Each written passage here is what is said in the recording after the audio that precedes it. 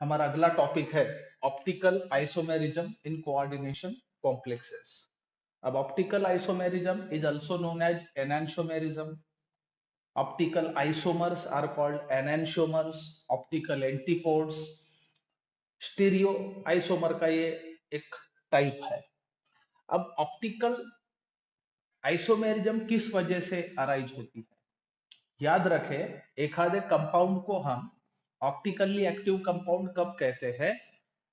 अगर एखादा compound plane polarised light का प्लेन रोटेट कर सकता है, फिर चाहे वो किस तरफ भी रोटेट करे, I mean whether in clockwise और इन एंटी क्लॉकवाइज डायरेक्शन, तो उस कंपाउंड को आप ऑप्टिकली एक्टिव कंपाउंड कह सकते हैं।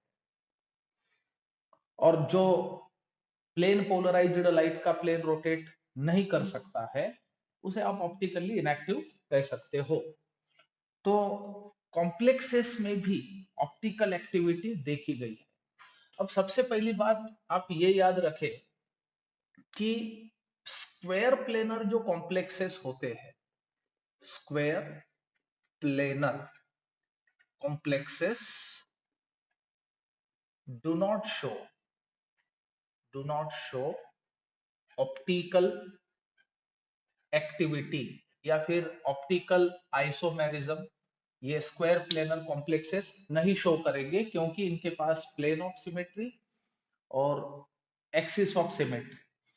याद रखें, जो भी कंपाउंड किसी भी प्रकार की सिमेट्री कंटेन करे, जैसे plane of symmetry, axis of symmetry या फिर सेंटर ऑफ सिमेट्री, कोई भी सिमेट्री अगर उसके पास हो तो वो ऑप्टिकल एक्टिविटी नहीं शो करेगा। इस वजह से square planar complexes do not show optical isomerism. अब मेजॉरिटी बात अगर हम करें तो tetrahedral complexes do show optical isomerism. अब आप समझने की कोशिश करो कि ऑप्टिकल आइसोमर्स दो किस्म के होते हैं। एक होते हैं डेक्स्ट्रो आइसोमर्स। अब ये डेक्स्ट्रो आइसोमर्स क्या चीज है? These are the optical isomers which can rotate the plane polarized light in clockwise direction.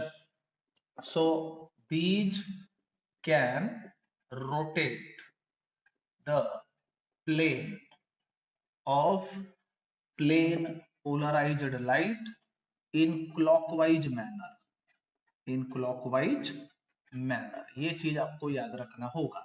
Right hand side या क्लॉकवाइज मैनर में जो कोई भी कंपाउंड प्लेन पोलराइज्ड लाइट का प्लेन रोटेट कर सकता है, उसे आप डेक्स्ट्रो आइसोमर कहेंगे। दूसरी केस आती है लीवो आइसोमर्स। अब याद रखना, लीवो आइसोमर का मतलब क्या होता है? लीवो आइसोमर यानी ऐसा ऑप्टिकल आइसोमर जो प्लेन पोलराइज्ड लाइट का प्लेन एंटी क्लॉकवाइज मैनर में रोटेट करे। सो जो भी लीवो आइसोमर्स होगा, so these can rotate, I mean laevo isomers can rotate the plane of plane polarized light in anti-clockwise manner, anti-clockwise manner। anti-clockwise manner का मतलब होता है left hand side.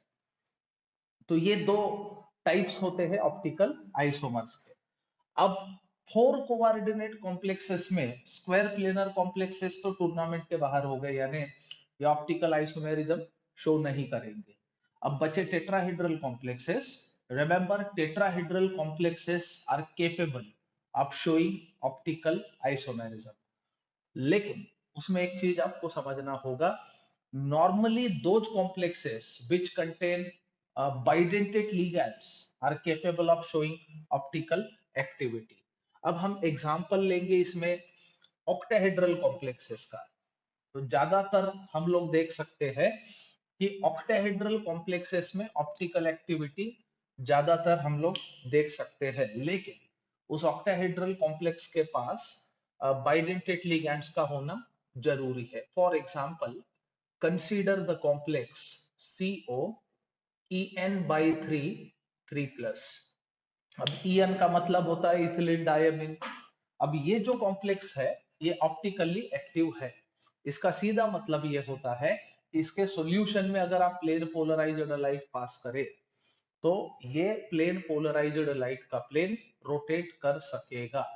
तो इसका जो मिरर इमेज है वो नॉन सुपर इम्पोज करेगा। सो यहाँ पे हम लोग दिखा सकते हैं ये वाला complex. So let's draw the complex, जैसे ethylene diamine is a bidentate ligand.